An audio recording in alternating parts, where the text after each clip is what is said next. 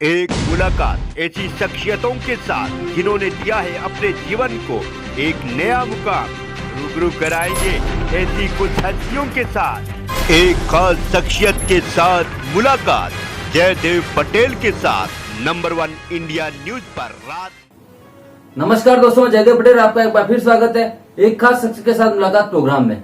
आज हमारे साथ खास मेहमान है अखिल भारतीय किसान सभा के महासचिव हनान मौला। हनान मौला जी, आपका बहुत बहुत स्वागत है आज के हमारे प्रोग्राम में। नमस्कार। हनान मौला जी, आपसे मेरा पहला सवाल है कि क्या अब घर वापसी शुरू हो गई है?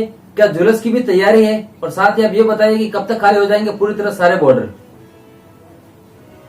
जो मैं कल गया था शाहजहांपुर बॉर्डर में, विदाई कर दिया, सब लोग चला गया। आज टिकरी बॉर्डर में था, 90% लोग तो चला गया आज। और बाकी जो कल चला जाए, कोई खाली रहने का कोई सवाल नहीं है। और गाजीपुर भी शुरू हो गया, क्योंकि जब लोग एक साल बैठे हैं इतना तकलीफ में, अभी परिवार से मिलना, गाँव में जाना, खेती में जाना, तो लोग तो आग्रह है वो तो जितना जल्दी संभव वो चला जाएगा और रहने का भी सवाल ही नहीं है। कोई जुलूस की भी तैयारी है क्या हनान मौला जी वहाँ पे? जुलूस की कोई तैयारी है? नहीं, आज हो गया ना, आज विजय उत्सव हो गया जी।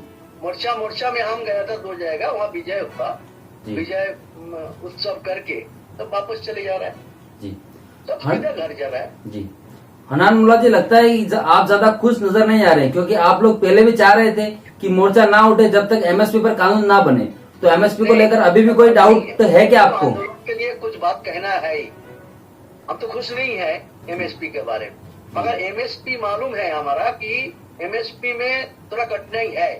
पिछले 20 साल से हम लड़ रहे हैं एमएसपी के लिए जी। उसमें बहुत सारे डिफिकल्टीज है, उसको दूर करके पक्का करने के लिए मालूम था जो कोई सरकार इमीडिएटली शायद ना करे, उसके लिए हम ब्रेकिंग पॉइंट नहीं बनाया। हमारा 3 कानून जो भविष्य में किसान को बर्बाद करने का था, उसको वापस करना हमारा पहले मांग था, वो पूरा हुआ। बाकी 6 पॉइंट जो हम लिखा था प्रधानमंत्री को, उसमें भी 5 पॉइंट स्वीकार कर गया।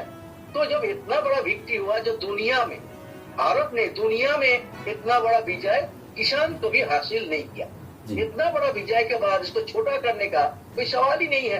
तो इसलिए हमको 1 साल हो गया, लोग को घर जाना है, पर कोई आंदोलन, एक आंदोलन में सब बात सफल नहीं होता।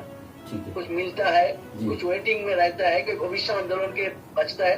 ये दुनिया का हर आंदोलन का तरीका है। तो इसलिए इसमें हमारा कोई ऐसा नहीं था कि यह आंदोलन करके हम उठेंगे। तो हमारा जब मुख्य बात सुना गया, सरकार हमारा बात मान लिया, तो इसलिए हम लोग तय किया था एसकेएफ ने कि अभी तो इस आंदोलन का इस अध्याय को समाप्त किया जाए, मगर अगले अध्याय क्या होगा, 15 जनवरी हमारा एसकेएफ की मीटिंग है, वहाँ बैठ के अगला कार्यक्रम क्या होना चाहिए, कितना सरकार लागू कर रहा है, उसको रिव्यू करना, जो वादा किया है कितना किया नहीं किया, इसके आधार पर अगले 15 जनवरी हम लोग फिर अगले प्रोग्राम तय करेंगे। यही है हमारा फैसला। हनान मौला जी, आपकी जो दूसरी डिमांड थी वो ये थी कि लखीमपुर खीरी मामले में गृह राज्य मंत्री टेनी, उनको नहीं हटाया जाता तब तक एक भी किसान नहीं उठेगा। लेकिन ये बात तो सरकार ने आपकी मानी नहीं, वो अभी अपनी जगह पर बने हुए हैं। वो बने हुए हैं, उसके लिए हमारा आंदोलन भी बने हुए रहेगा ना जी। आपने बोला एक दिन में 10 ही मिटता, ऐसा उदाहरण पूरा दुनिया में हम देखा सकते हो मुझे? डेमोक्रेटिक मूवमेंट में कुछ मिलता है, कुछ पेंडिंग रहता है, कुछ अगले आंदोलन के लिए छोड़ा जाता है। ये आंदोलन का चरित्र होता है, ये हम जानते हैं। मगर आंदोलन के पहले क्या हम बोलेंगे हम चले जाएंगे? आंदोलन के पहले तो हमको मांग रखना है, दबाव डालना है, जो बोलना हम बोला है कि भाई हमको मानो, और जो नहीं माना तो हम लिखा, वो लिख दिया, सरकार ने कमेटी बनाएंगे, वो कमेटी कैसा होगा, उसमें कौन मेंबर होगा, क्या विचार होगा, वो सब तो देखेंगे हम। उसके बाद फिर आगे फैसला करेंगे। हमारा रास्ता तो आज पूरे देश में किसान के अंदर पहले बार जो एकता 100 साल में कोई देखा नहीं था, इतना एकता। 500 संगठन इकट्ठा होकर लड़ा, एक भी डिफरेंस नहीं हुआ। 5 लोग एक साथ चल नहीं सकते हिंदुस्तान में, 500 संगठन एक साथ चला, जो एकता का बुनियाद बना है, जो हौसला बना है किसान का कि हम लड़के जीत सकता। मोदी जैसा कठिन जो बोलते हैं उसको भी हम पिघल सकता, लड़के एकताबद्ध हौसला जो किसान दिखाया है, इसके आधार पर जो बुनियाद बना है, इस बुनियाद के ऊपर खड़ा होकर अगले आंदोलन और भी मजबूत होने का संभावना है। हनान मुल्ला जी, जिस तरह से आप लोग चाह रहे थे वैसे तो आपकी मांगे नहीं मानी गई है, लेकिन आप कह रहे थे कि जब तक टेनी नहीं हटाए जाते, और आप ये भी कह रहे थे कि जब तक एमएसपी को कानूनी जमा नहीं पहनाया जाता तब तक आपका मोर्चा नहीं उठेगा। तो अब जो स्थिति है उसको लेकर हनान मुल्ला क्या कहेंगे आगे के लिए? आपको मैं अभी बोला, आपको भी समझदारी होना चाहिए। आप जर्नलिस्ट है, आप दुनिया का आंदोलन एक बार देखो पिछले 100 साल में, 100 साल में जितना आंदोलन हुआ, वो आंदोलन को मांग कैसे फैसला होता है, कितना उसका बाकी रखता है, आगे वाला समय के लिए क्या आंदोलन को आगे बढ़ाता है, ये हर आंदोलन को जो स्टडी करता है उसको मालूम है। हम आंदोलन चलाता है, 70-60 साल हम जन आंदोलन के साथ जुड़ा हुआ है, बहुत सारे आंदोलन हम किया है, मालूम है कौन आंदोलन कितना करना है, कहाँ एक कदम पीछे आता है, कहाँ 2 कदम आगे जाना है, ये हम लोग समझते हैं आंदोलन का टैक्टिक्स। लेकिन इसी टैक्टिक्स के आधार पर ही हम ये आंदोलन को अभी तोड़ देना ये घातक होता। लेकिन हनान मुल्ला जी, इसको आप छोटा कर देना ये हिंदुस्तान के जनवाद के लिए घातक हो जाता। जनवाद बचा है, राइट टू प्रोटेस्ट बचा है, राइट टू डिसेंट बचा है, संविधान बचा है। इतना बड़ा को छोटा करके दिखाने का जो प्रयास है वो जो गलत है, उसको हम स्वीकार नहीं करता। हम मालूम है हमारा रास्ता क्या है, अगले रास्ता क्या है, ये हमारा मालूम है, उसके आधार पर ही हम चले। लेकिन हनान मुल्ला जी, आंदोलन से 3 कानून वापसी की बात तो प्रधानमंत्री जी ने अपने संबोधन में पहले ही कह दी थी, उसके बाद सदन में बिल पास हो गया था, तो फिर इतना लेट करने का क्या रीजन था? बाकी 6 बिल, उसके बाद 6 हुआ ना जी। उसके बाद हम उसी दिन हम चिट्ठी दिया था प्रधानमंत्री को कि 6 पॉइंट इसको इमीडिएटली आप विचार करो। एक था हमारा 48,000 मामला है, सारे मुकदमा है, छूटे मुकदमा है, यूएपीए है, सेडिशन है, खतरनाक से मामला है, ये मामला वापस लेने का सवाल था। दूसरे है हमारे 700 शहीद के लिए परिवार को मदद करने का सवाल था। तीसरे इलेक्ट्रिसिटी बिल के बारे में कुछ चर्चा होना बाकी था। पराली जलाने के बाद से किसान को मुक्त करने का सवाल है।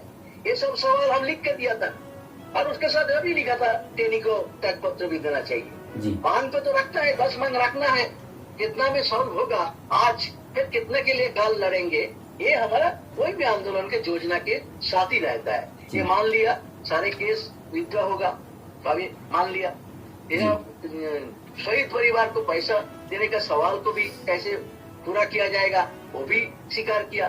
इलेक्ट्रिसिटी बिल में लिख के दिया कि हमारा साथ चर्चा किया बिना जो बिल है पार्लियामेंट में नहीं लाए, ये भी लिख के दिया है।